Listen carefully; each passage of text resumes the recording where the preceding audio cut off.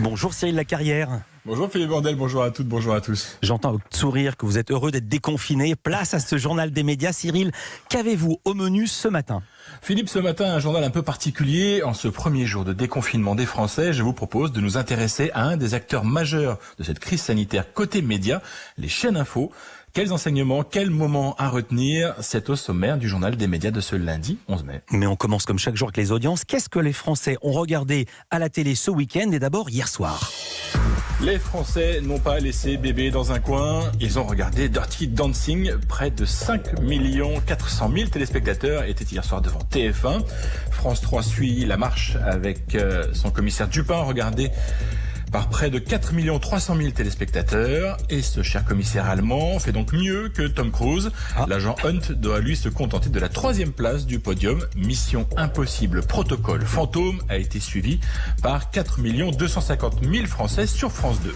Et puis Cyril, les audiences de vendredi et de samedi soir. Koh-Lanta, encore et toujours, le jeu présenté par Denis Brognard a de nouveau régné sans partage vendredi soir.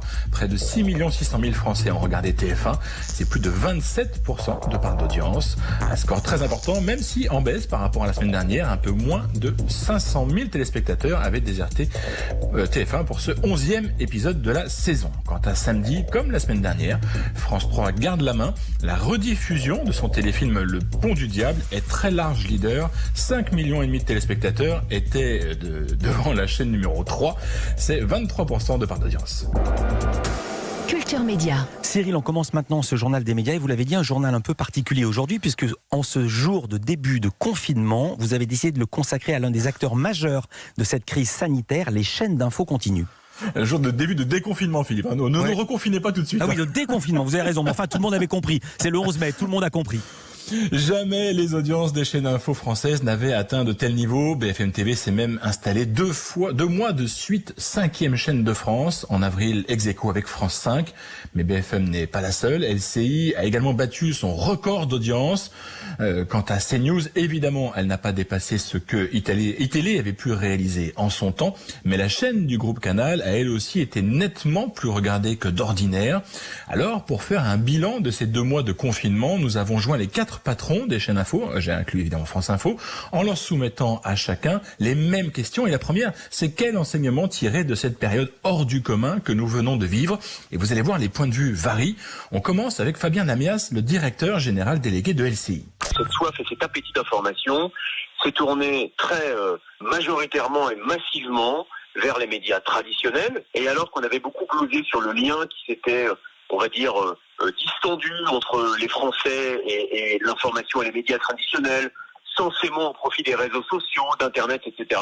On voit que plus que jamais, la notion de médias référents, avec une information qui est recoupée, qui est hiérarchisée, la chasse à la fausse information, ce qu'on appelle les fake news, a vraiment été identifiée comme étant l'apanage des médias traditionnels et de la télévision. Donc c'est pour moi, on va dire, un retour aux valeurs fondamentales de ce qu'est le journalisme dans ce pays et qui a été mise en avant par la crise que nous traversons actuellement. Une soif d'infos qui s'est traduite évidemment du côté de la chaîne du groupe TF1 avec 1,6% de part d'audience au mois d'avril. LCI a atteint le meilleur niveau de son histoire. La chaîne a d'ailleurs été la seule à progresser entre mars et avril et elle est toujours la 2e chaîne d'infos devant CNews. Et justement, on va écouter Thomas Bauder, le directeur de l'information délégué de CNews. Et vous allez l'entendre, son principal enseignement se situe sur les nouvelles manières de travailler. On a réussi à conserver, voire à renforcer le lien avec les téléspectateurs.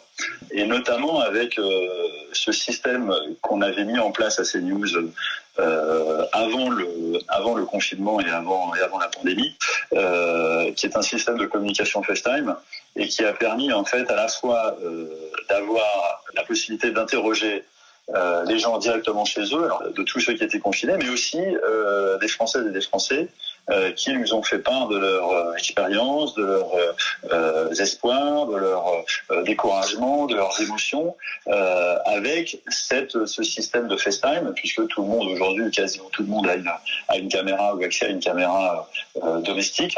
On a pu développer et renforcer le lien qu'on avait avec les téléspectateurs. Ce que retiennent évidemment tous les patrons des chaînes info, c'est l'engagement de leurs équipes et leur capacité à s'adapter. Et on écoute à ce sujet Alexandre Carra, le directeur de la chaîne France Info. Il va falloir tirer des enseignements importants de ce qui nous est arrivé, parce qu'on a fait face à quelque chose d'extrêmement singulier. D'abord, pour nos équipes, être confronté à une pandémie, c'était quelque chose d'extrêmement nouveau, donc distanciation sociale, désinfection des bureaux ou mise en place de gel hydroalcoolique, c'est quelque chose de nouveau dans des rédactions. Il y a eu l'organisation du travail, bien évidemment, c'est-à-dire, par exemple, installer des bancs de montage chez des journalistes, faire des duplex ou des papiers par l'intermédiaire de Skype ou de visioconférence. Ça aussi, c'est quelque chose d'inédit auquel on n'avait pas l'habitude. Et puis, on a dû réinventer, repenser également l'éditorial. On a lancé, par exemple, le hashtag On vous répond, parce qu'on est dans un moment où on sent que le public a besoin de quelque chose de très serviciel. Donc, il fallait répondre à beaucoup d'interrogations. Même interrogation, du coup, pour Marc-Olivier Fogiel, et vous allez l'entendre, le directeur général de BFM TV se félicite, lui, de la capacité de réaction de ses équipes et au sens large. Pour moi, l'enseignement numéro 1 de cette crise, en fait, c'est la capacité de mobilisation et d'adaptation des équipes de tous les médias de notre groupe Altis. Notre modèle est basé sur la convergence des différents supports, télé, radio, digital.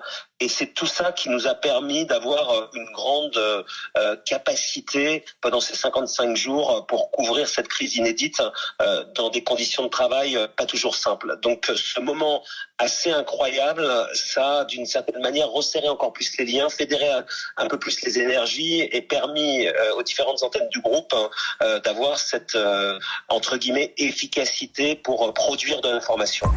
Je vous le disais il y a quelques instants, BFM TV reste très en avance sur sa concurrence. Elle est la 5e chaîne de France depuis le début du confinement. C'est 5 places de mieux qu'en période normale. La chaîne a même réussi à rajeunir la moyenne d'âge de son public, juste en dessous des 53 ans. C'est 3 ans et demi de moins que d'ordinaire. Pourtant, cette domination n'est pas toujours sans partage. Thomas Bauder de CNews tenait également à tirer un autre enseignement de cette séquence de crise. On a eu la preuve qu'on pouvait régulièrement être devant BFM. C'est à la fois, ça peut paraître un peu mesquin, mais en même temps, ça fait du bien de se le dire de temps en temps. C'est-à-dire qu'entre 9h et midi, plus d'une fois, on a été devant BFM et un peu plus souvent encore devant LCI. Et dans le contexte concurrentiel qui est le nôtre, c'était important et c'est pas anodin, à mon avis. C'est-à-dire que ce dont je vous ai parlé précédemment, c'est-à-dire ce lien avec les téléspectateurs, il s'est traduit par ces performances en audience. Et Cyril, il s'est évidemment passé beaucoup de choses sur les antennes de ces chaînes durant plus de 2 mois et vous avez demandé à chacun de ces patrons s'ils avaient été marqués par un moment en particulier. Évidemment, parmi les milliers d'heures de direct, difficile pour chacun de faire le tri, mais vous allez voir, nos 4 dirigeants avaient quand même leur petite idée sur la question, avec parfois le même protagoniste, Olivier Véran. Inconnu au bataillon avant le coronavirus, le ministre de la Santé est de tous les plateaux depuis le début de la crise sanitaire. Il était encore aux 20h de TF1 hier soir, ce matin sur BFM. Marc-Olivier Fogiel, justement patron de BFM, et Fabien Namias de LCI ont chacun retenu un moment qui concerne Olivier Véran sur leur antenne. On commence dans l'ordre chronologique avec Marc-Olivier Fogiel. C'était le lundi 9 mars au soir. On faisait une spéciale avec Olivier Véran. C'était sa première grande interview en plateau et de manière très pédagogique.